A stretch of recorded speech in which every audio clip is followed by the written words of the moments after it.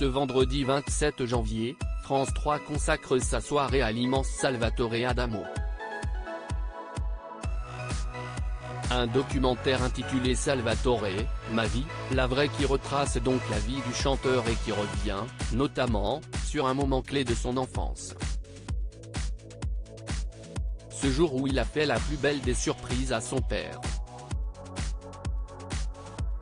Salvatore Adamo souffre d'un hématome sur une corde vocale provoquant une aphonie temporaire.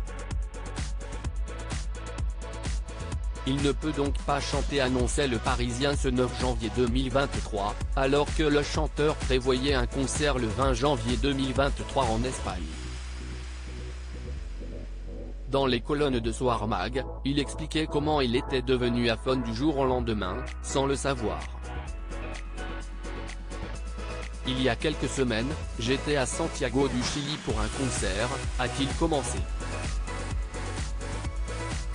Ma sœur et moi, nous nous promenions sur la plus grande avenue de la ville et nous avons croisé des manifestants.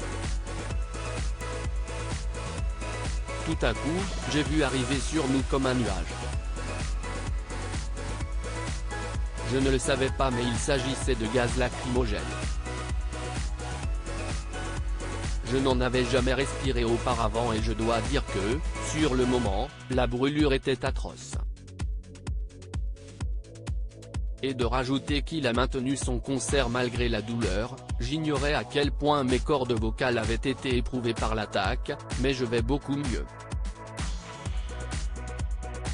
L'Italo-Belge de 79 ans pourra ainsi reprendre la route et remonter sur scène, comme il le fait depuis sa plus tendre enfance.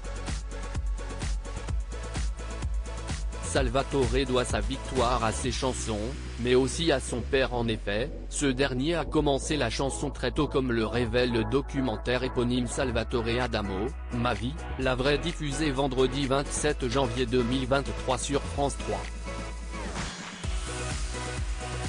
Après avoir écrit, à l'âge de 16 ans, la chanson à l'origine de son histoire Si j'osais, l'artiste s'est inscrit, un an plus tard en 1960, à un concours éliminatoire organisé par Radio Luxembourg, aujourd'hui connu sous le nom de RTL, note de la rédaction, en cachette de ses parents.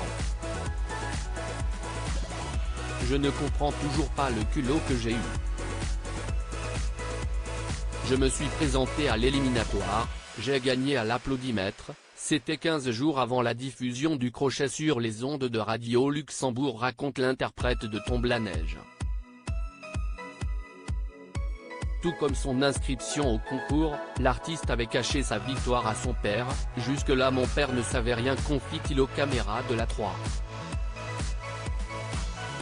CIST donc le 14 février 1960, jour de la diffusion de Si j'osais sur les ondes, que ce dernier découvre, en direct de la radio, la chanson de son fils.